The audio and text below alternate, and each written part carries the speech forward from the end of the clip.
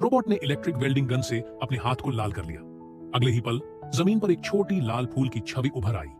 यह सब उसने बोरियत में नहीं किया, बल्कि इसलिए क्योंकि वह धरती से लौटे रोबोट वॉली की हरकत थी।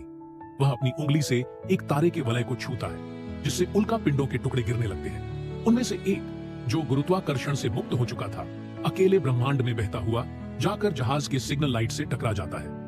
कंट्रोल रूम तुरंत मरम्मत का सिग्नल भेजता है और मरम्मत कर्मी ग्लास तुरंत हरकत में आ जाता है। सब कुछ तैयार होने के बाद वह ऑपरेशन टेबल से एक नया सिग्नल लाइट लेता है और बिजली की गति से जहाज के अंदर दौड़ता है। फिर वह लिफ्ट से यात्रा करके मरम्मत स्थान तक पहुंचता है। उसकी हर एक हरकत बड़ी सहजता से पूरी होती है। जब काम लगभग पूरा हो चुका था, तभी वॉली वहां से फिर गुजरता है। वह जोश में आकर ग्लास से परिचय करने लगता है। ग्लास भी शिष्टाचार पूर्वक उसे हाथ हिलाकर अभिवादन करता है, लेकिन जब वह वापस मुड़ता है तो सिग्नल लाइट अपनी जगह से गायब हो चुकी थी। वह उसे रोकने के लिए हाथ हिलाता है, लेकिन वह दूर उड़ता चला जाता है। मन में हल्की उदासी लिए उसे फिर से जहाज में वापस जाना पड़ता है और एक नया सिग्नल लाइट लेना पड़ता है।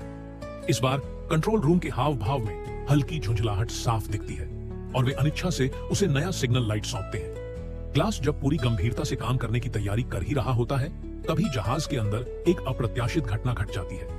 एक रोबोट गलती से इमरजेंसी एस्केप पॉड चालू कर देता है, जिससे वह ग्लास के पीछे से निकल जाता है और फिर एक बड़ा विस्फोट हो जाता है। अब ग्लास को फिर से लौटना पड़ता है। अपनी गलती को समझते हुए वह सिर झुकाए धीरे धीरे कंट्रोल रूम की ओर बढ़ता है। इस बार कंट्रोल रूम का चेहरा गुस्से से लाल हो जाता है और वे झल्लाकर सिग्नल लाइट उसकी ओर फेंक देते हैं। अपने पेट की खातिर ग्लास मजबूरी में उसे उठाकर काम में लग जाता है।